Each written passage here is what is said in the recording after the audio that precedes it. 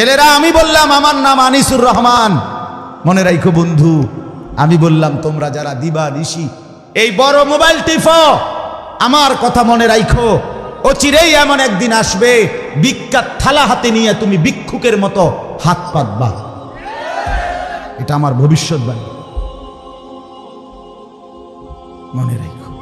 তোমার বাপ, তোমার দাদা, তোমার পুরো হায়াত পর্যন্ত থাকতো না। কথা বলেন না কেন? বাপের টাকা নষ্ট করতেছ।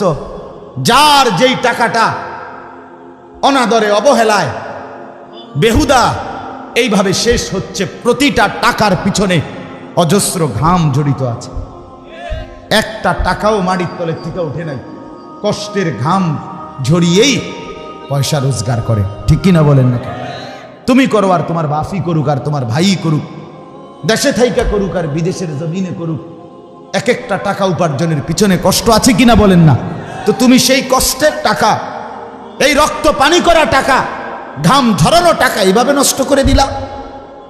এই নর্তকী দেখতে দেখতে, ছবি দেখতে দেখতে, উলঙ্গ নাচ দেখতে দেখতে। আহা,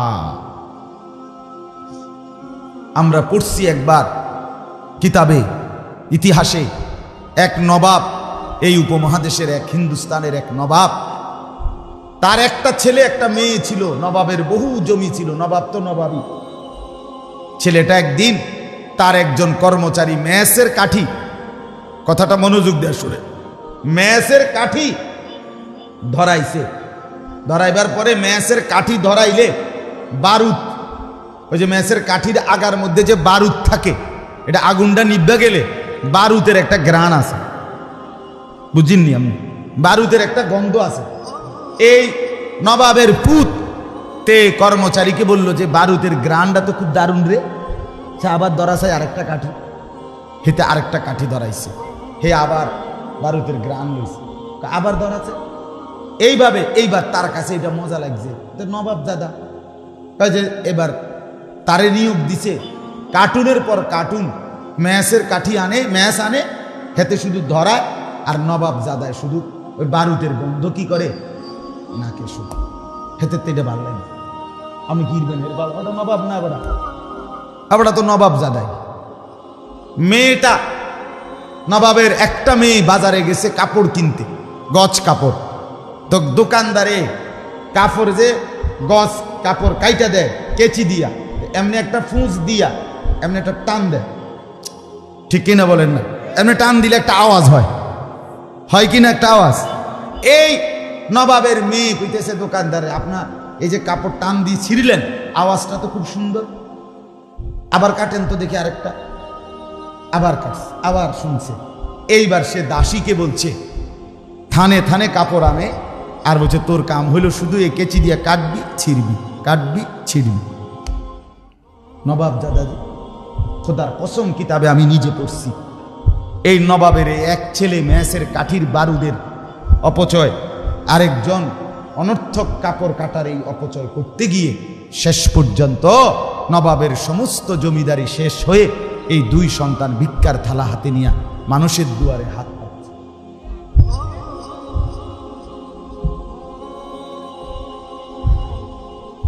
প্রিয় ভাই, যদি মুসলমানের বাচ্চা হয়ে থাকো, যদি মার দুধ খেয়ে থাকো, তো বোন মনে রাখো, রাজার ধন ফুরায়, রাজার ধন।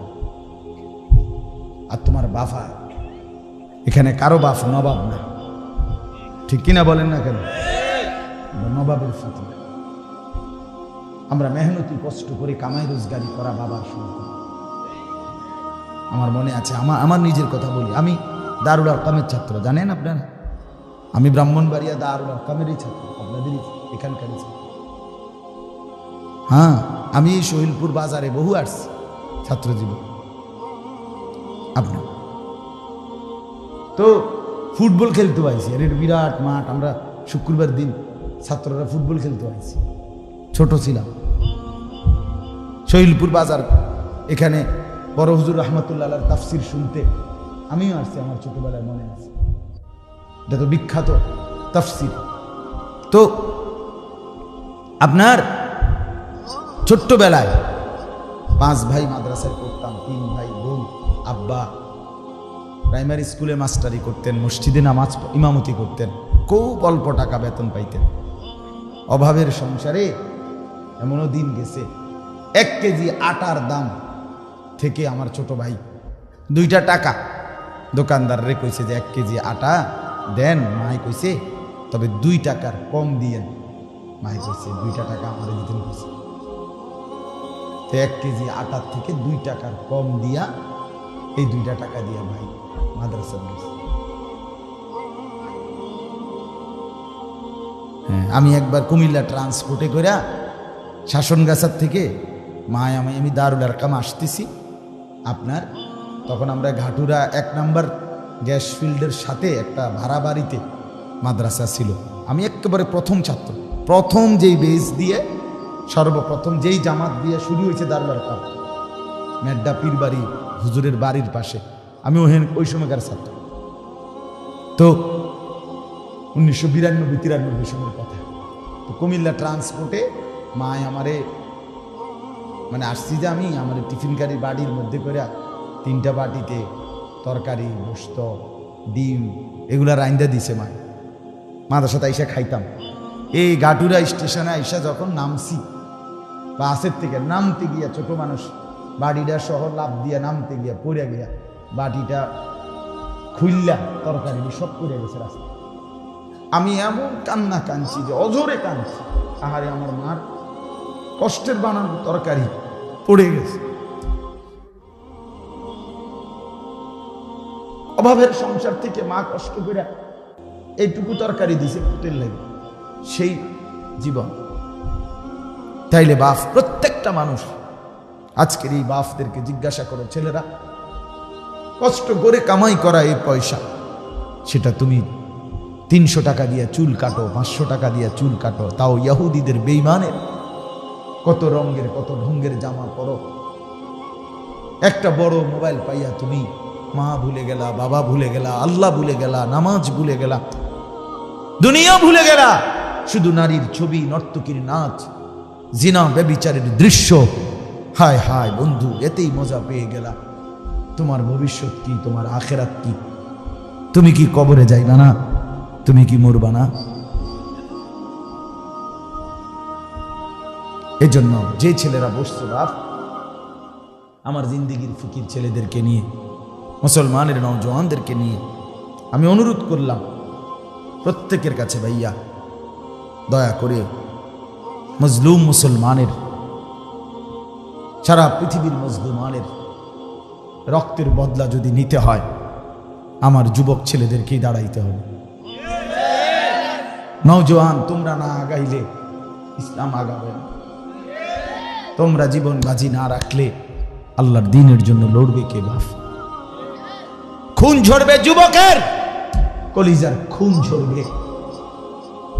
এজন্য আজকে রাত গভীরে আমার নওজওয়ান ছেলেরা, মুরব্বীরা না, যুবক ছেলে, তোমরা সবাই ইনশাআল্লাহ এই একটা নিয়ত করো ভাইয়া, যে বড় মোবাইল প্রয়োজনে, যার প্রয়োজন যদ্দুর, অফিসিয়াল কাজ, মাদ্রাসার কাজ, স্কুলের কোনো কাজ, ব্যাংকের চাকরির কোনো কাজ, ঠিক আছে, সেটা কাজেই ব্যবহার করবো।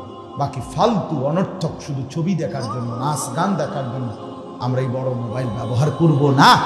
এই নিয়তে কয়েকজন যুবক হাত উঠাও দিল থেকে। না না, সবাই উঠাই না, পাইকারি হাত উঠাই না। ছেলেরা উঠাও, ছেলেরা, বয়স্করা না, ছেলেরা উঠাও। ভাইয়া বলো, নিয়ত করো ইনশাআল্লাহ, জোরসে বলো ইনশাআল্লাহ। আল্লাহ আপনি হিম্মত দান করুন, আল্লাহ আপনি তৌফিক দান।